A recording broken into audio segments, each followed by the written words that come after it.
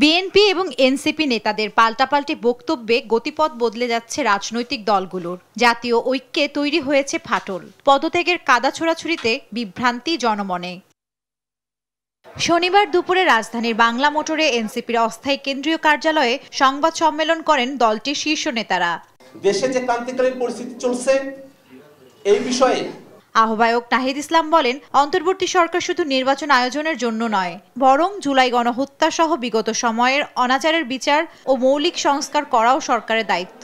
আমাদের আহ্বান থাকবে যে ডক্টর মোহাম্মদ ইউনূস তিনি দায়িত্বে থেকেই রাজনৈতিকভাবে সকল পক্ষের সাথে আলোচনা করে একটা সমাধানের দিকে যাবেন এবং বিচার, সংস্কার এবং নির্বাচন এই তিনটিরই রোডম্যাপ একসাথে প্রকাশ করা উচিত।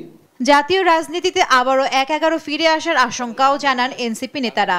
বলেন, দেশের রাজনৈতিক সিদ্ধান্ত দেওয়ার এখতিয়ার সেনাবাহিনীর নেই। বাংলাদেশ বর্তমানে একটি ক্রান্তিকালীন সময় অতিবাহিত করছে। বাংলাদেশের রাজনীতিতে ১-১১-র আভাস আমরা লক্ষ্য করছি। আমরা 1/11-এর ঘটনা জানি। এই সকল ঘটনা কিন্তু আমাদের গণতন্ত্রের জন্য, আমাদের রাষ্ট্রের জন্য এবং আমাদের সেনাবাহিনী প্রতিষ্ঠান হিসেবে কারোর জন্য কিন্তু কখনোই ভালো ফলাফল নিয়ে আসেনি। ফলে সেই বিষয়টা যাতে আমরা সকলেই বিবেচনা করি, যার যেটা কাজ, যার যেটা দায়িত্ব সেটাই যাতে সে পালন করে। নির্বাচন কমিশনের নিরপেক্ষতা নিয়ে প্রশ্ন তুলে নাহিদ ইসলাম বলেন, আস্থা ফেরাতে না পারলে কমিশন সদস্যদের দায়িত্ব ছেড়ে দিতে হবে। নির্বাচন কমিশন যদি সেই আস্থার জায়গায় ধরে রাখতে না পারে তাহলে এই নির্বাচন কমিশনের পক্ষে একটা সুষ্ঠু নির্বাচন দেওয়া সম্ভব নয়। উপদেষ্টা আসিফ মাহমুদ সজীব ভুঁইয়া এবং মাহফুজ আলমের পদত্যাগ চাওয়া উদ্দেশ্যমূলক বলে মনে করে এনসিপি।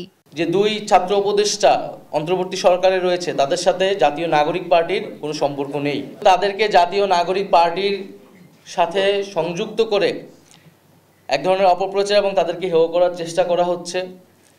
আমরা বলবো যে এটি খুবই উদ্দেশ্যমূলক। জনভোগান্তি দূর করতে সবার আগে স্থানীয় নির্বাচনের দাবিও জানান দলটি। সরকারও তার যে কাজের গতি বৃদ্ধি করুক।